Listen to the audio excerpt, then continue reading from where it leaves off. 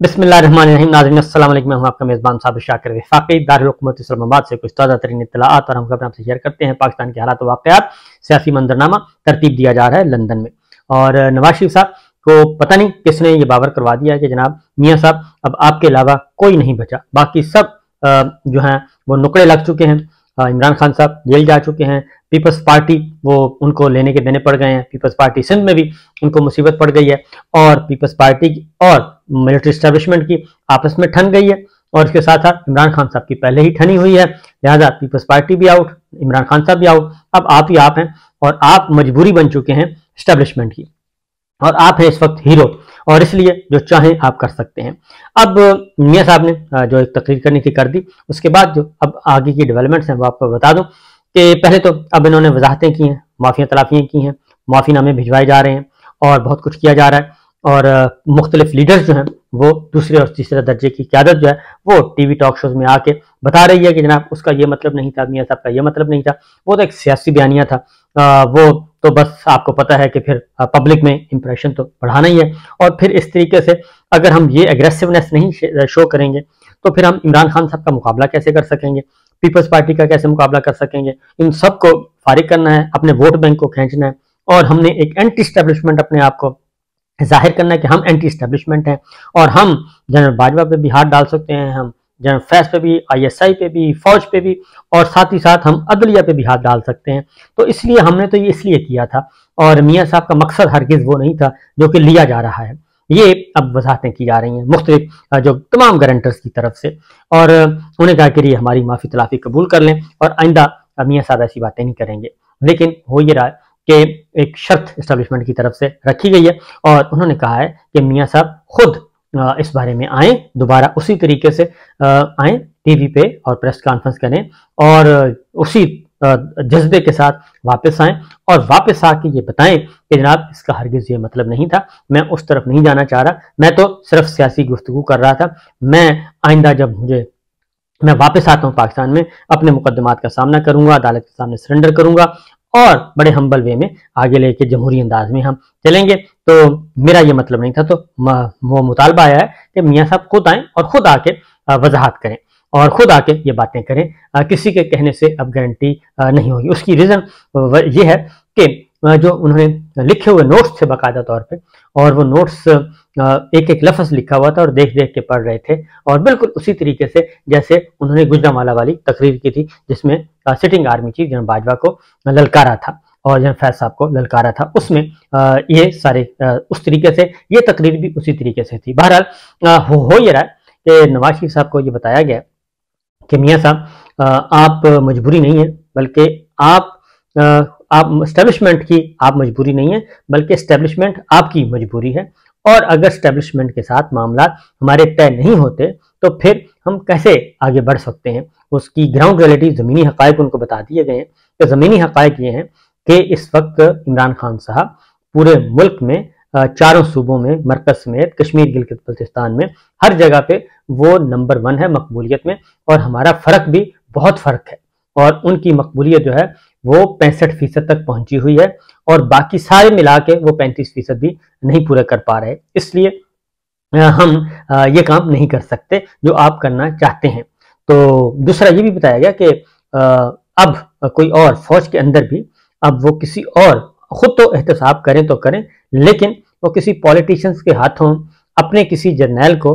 इस तरीके से बेतौकीर नहीं होने देंगे जैसे जनरल परवेज मुशर्रफ साहब को किया गया और आप लोगों ने ही किया। तो ये चीज़ें चल रही हैं और उसमें अब देखना यह है कि मियाँ साहब को ये बात समझ आ रही है, यानी मेरा ख्याल है समझ तो आ चुकी है। अब ज़रा थोड़ा सा अदरवाइज कोशिशें की जा रही हैं और उनको मुतमिन करने की कोशिश की जा रही है। उसकी वजह यह है कि ये वाज़ेह पैगाम आ चुके हैं। अब इंतज़ार किया जा रहा है कि मियाँ साहब उस पर माजरत फरमाते हैं या नहीं फरमाते। और अब अगली बात जो है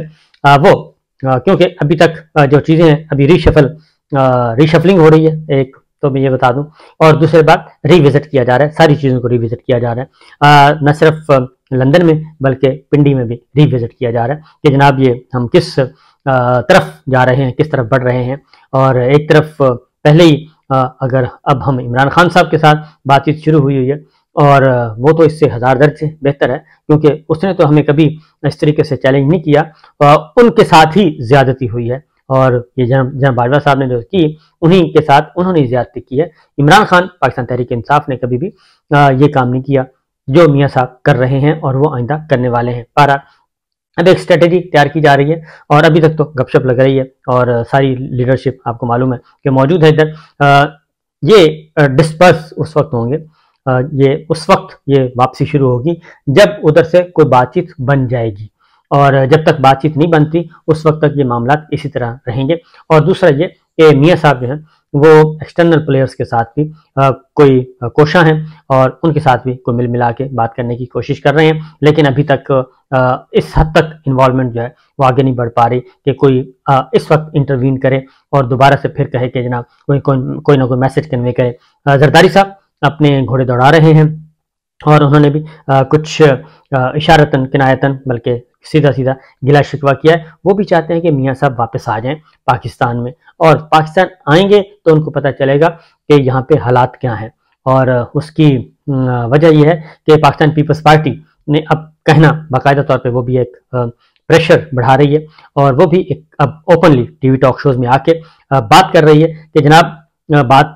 सूरत हाल ये है कि पाकिस्तान पीपल्स पार्टी का रास्ता रोका जा रहा है, और पाकिस्तान पीपल्स पार्टी को पीछे धकेला जा रहा है। और जहां से वो अब इवन वो ये कहते हैं, जो पीपल्स पार्टी के अंदर की बातें हैं, वो कहते हैं कि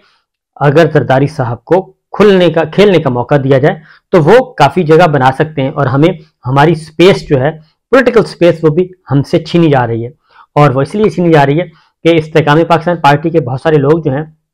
जो पीपल्स पार्टी में आना चाहते थे उनको मना किया गया, और उसी तरीके से जो खैबर पख्तूनख्वा में परवेज खटक साहब की पार्टी, वो लोग भी पीपल्स पार्टी में कुछ आना चाहते थे, उनको भी रोका गया, और उनको बाकायदा तौर पे मैसेज कन्वे किया गया कि नहीं जनाब आपने उधर नहीं जाना। और उन्होंने अब पीपल्स पार्टी जो है वो भी जाहिर है जरदारी साहब जो है उन पे वो थोड़ा सा काम कर रहे हैं अपने अंदाज में। बिलावल भुट्टो साहब तो काफी थोड़े से हो गए थे अग्रेसिव, लेकिन जरदारी साहब को काफी चीजों का पता है। अब मियाँ साहब जो है उनका ग्राउंड पे जो ज़मीनी हक़ाइक़ आपको बता दूं कि ये मियाँ साहब को भी बता दिया गया कि हमें बहुत ज़्यादा मेहनत करनी पड़ेगी, और इसलिए जो 3 चीज़ें उन्होंने स्टेप बाय स्टेप पार्टी के अंदर, ये जनाब सबसे पहले तो हम जाएं वापस और मुख्तलिफ जो हैं जल्द से कॉर्नर मीटिंग्स स्टार्ट करें, और कॉर्नर मीटिंग्स में जाके तो हम जरा चेक करें कि पब्लिक हमारी तरफ कैसे आती है। उसकी वजह यह है कि अब तक जितने भी सर्वे हुए हैं लाहौर में, क्योंकि सबसे ज़्यादा लाहौरियों ने इस्तकबाल करना है, और बाहर से तो मेरा ख्याल है कि जो बाहर से लोगों को लाने वाला मामला था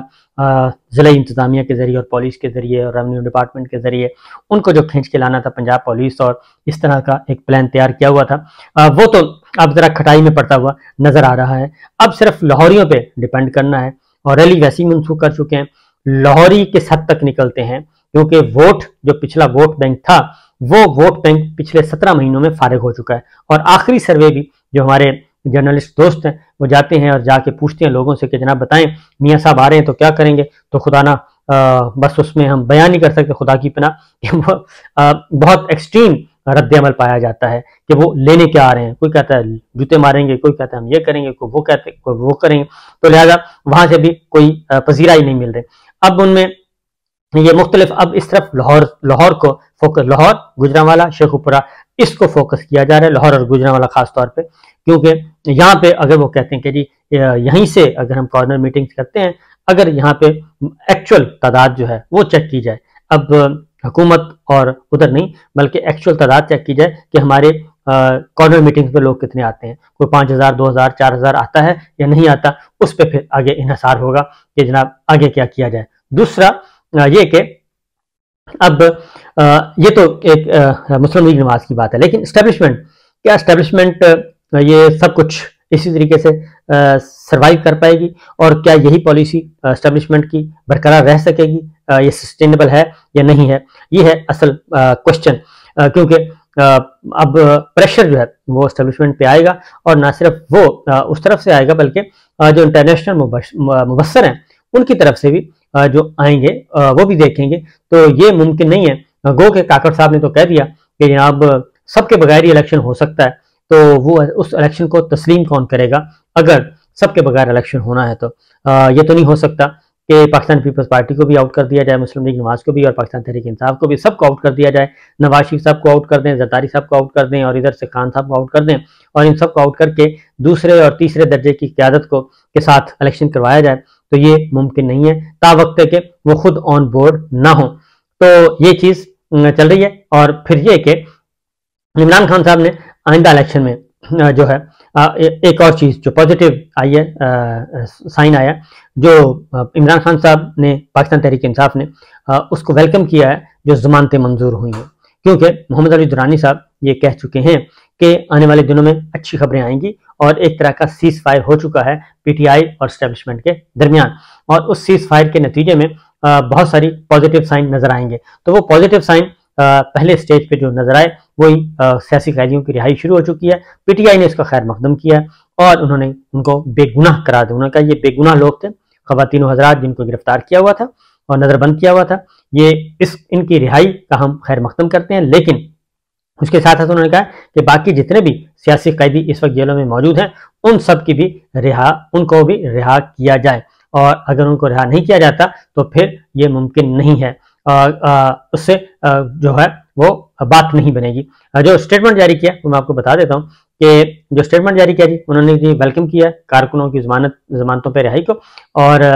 पीटीआई ने कहा कि बेगुनाह कारकुनाओं की जमानत मंजूरी खुश आइंद है और निहायत हिम्मत, जुर्रत, बहादुर, हौसले और इस्तकामत से कैदोबंद की गैर कानूनी, गैर आइनी और गैर अखलाकी सौकतें बर्दाश्त करने पर रुबीना जमील, सनम जावेद, अफशां तारिक, हश्म शुजा, शहबानो, मुबीन कादरी, सैयद फैसल अख्तर, कासिम और अली हसन को तमाम पार्टी कायदीन और कारकुनान की तरफ से जबरदस्त खराज तहसीन, रियासत, जबर और फिस्तायत की सौकतें बर्दाश्त करके इन निडर और जानिसार कारकुनानों ने हकीकी आज़ादी की जिद्दोजहद में एक नई रूह फूंक दी है और जमानत की मंजूरी के बाद कारकुनान की फौरी और बाहिफाजत रिहाई का भी मुतालबा किया है। जेलों में कैद तहरीक इंसाफ और दीगर बेगुनाह सीनियर कायदीन और खवातीन समेत तमाम कारकुनान की फौरी रिहाई की जरूरत पर भी जोर दिया है। ये कर रहे हैं। और दूसरी जानिब पीपल्स पार्टी में मैं आपको बता चुका हूँ कि वो ये सारे काम कर रहे हैं जनाब। फिर ये कि मोहम्मद अली दुरानी साहब का एक स्टेटमेंट आया कि